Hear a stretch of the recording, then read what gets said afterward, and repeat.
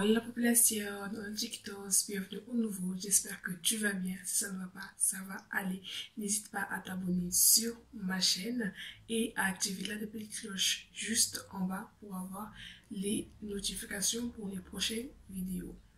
Je reviens avec une nouvelle vidéo dans laquelle je parlerai du coronavirus nCoV 2019. Je commencerai par les informations les plus récentes.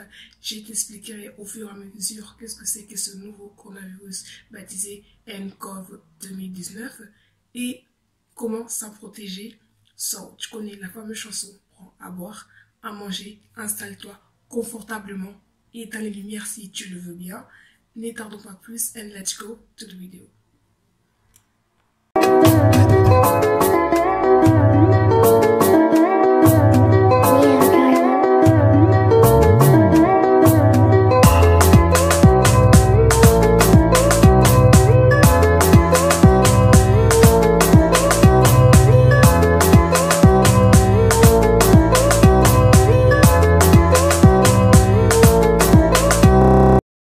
Tu as sûrement entendu parler du coronavirus, un virus qui vient de Chine, qui cause beaucoup de victimes. Et la plupart de ces victimes sont en Chine, d'accord? Et elles touchent aussi certaines parties du globe, dont la plupart des autorités, y compris les autorités chinoises, essayent tant bien que mal de trouver des solutions pour lutter contre ces virus. Ce mercredi 5 février 2019, les autorités chinoises ont communiqué les derniers bilans, soit près de 500 personnes atteintes du coronavirus sont mortes en Chine continentale. Et quand on parle de Chine continentale, on parle de Macao et Hong Kong.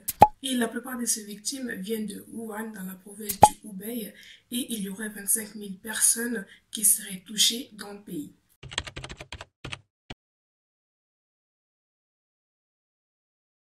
C'est d'ailleurs dans cette zone, dans la province du Hubei, que les autorités chinoises avaient prévu et ont construit en 10 jours seulement un hôpital de fortune baptisé la montagne du dieu de la foudre. La crise du nouveau coronavirus pousse la Chine à construire un hôpital en un temps record.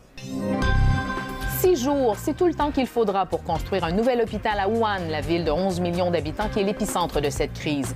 Les autorités n'ont pas débattu longuement sur le projet. Quelques heures à peine après la décision, la machinerie s'activait déjà. 35 pelles mécaniques, une dizaine de bulldozers s'affairent à préparer le site où sera construit l'hôpital de 25 000 mètres carrés et d'une capacité de 1000 patients.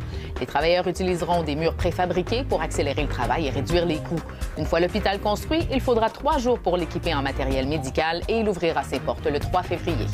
Car il faut savoir que la Chine avait aussi construit un hôpital de fortune à Pékin, dans la capitale, en une semaine seulement pour accueillir des malades du SRAS, donc une épidémie qui avait fait 349 morts, et encore une fois en Chine continentale et près de 300 en Hong Kong en 2002 et 2003.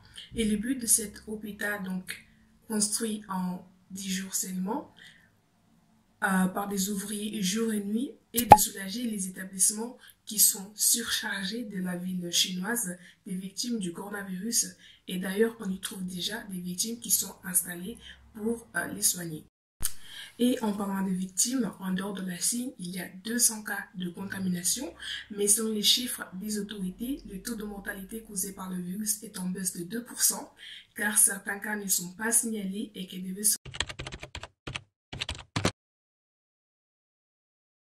rapprocher de celui de la grippe.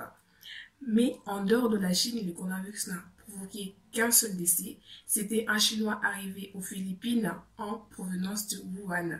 Et 10 personnes seraient contaminées dans un navire de croisière au Japon. Et en France, les 6 personnes contaminées seraient en un état stable.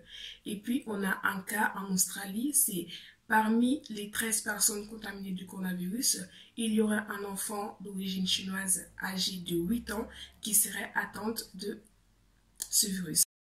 De plus, il y aura des pays qui veulent expatrier les ressortissants, donc on a le Brésil, l'Allemagne, les États-Unis et d'autres pays qui veulent que tous ces ressortissants reviennent dans leur pays. Et une fois que ces ressortissants reviendront dans leur pays d'origine, ils devront tous passer des contrôles médicaux pour voir si éventuellement ces personnes seront contaminées et aussi pour protéger la population et faire en sorte que d'autres populations, la population du pays ne soit pas contaminée.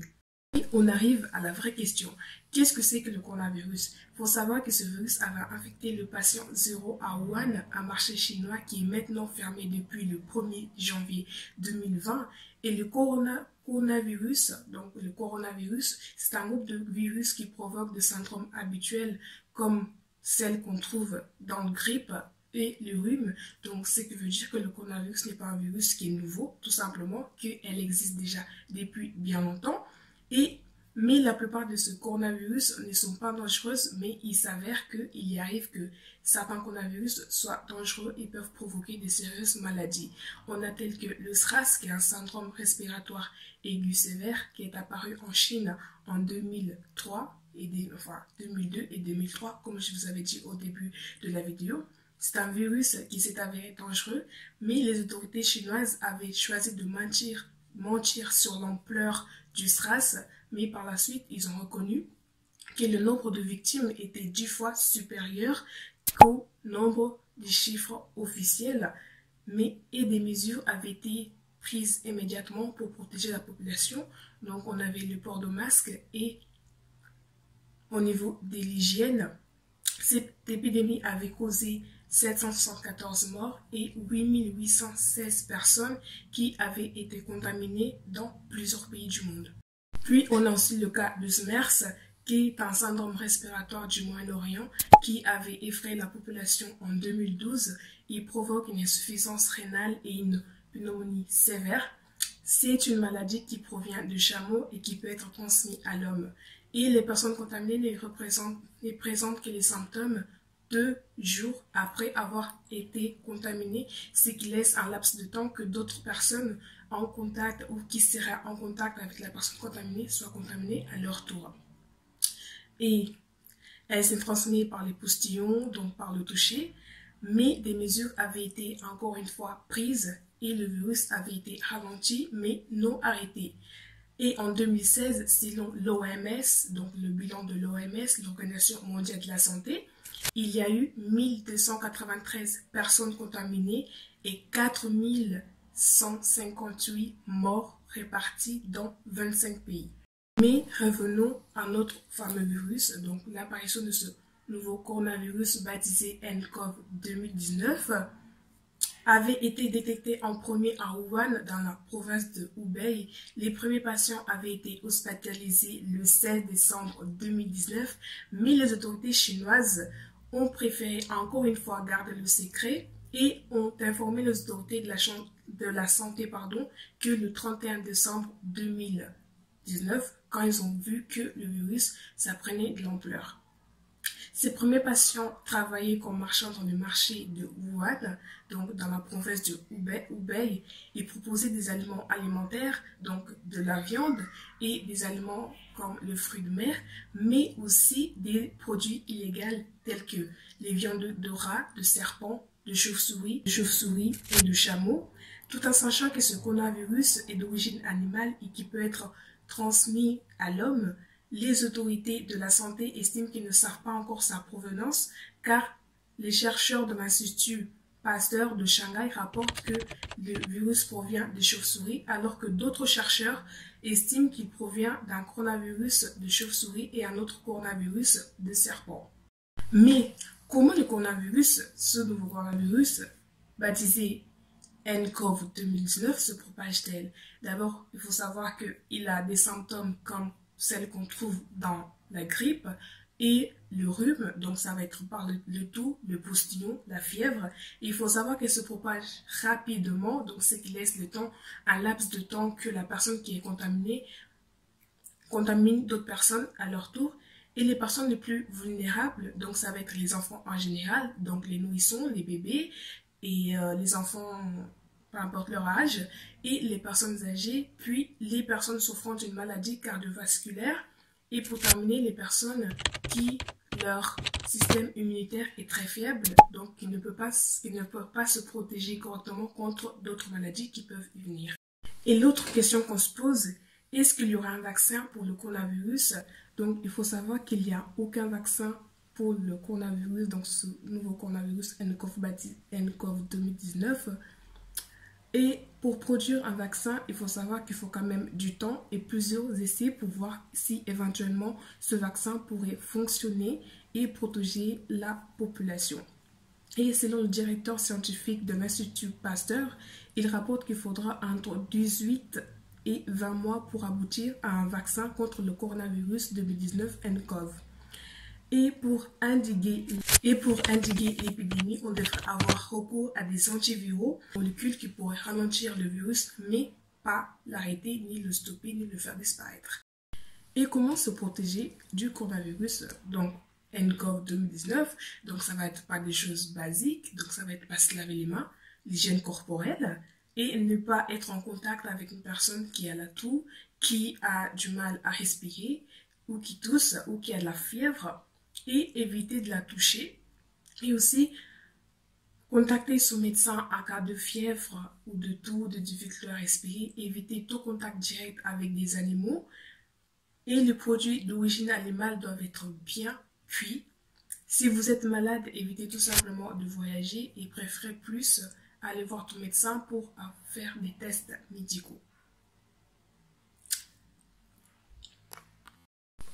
Mais les vraies questions se posent. Est-ce que les autorités chinoises disent toute la vérité?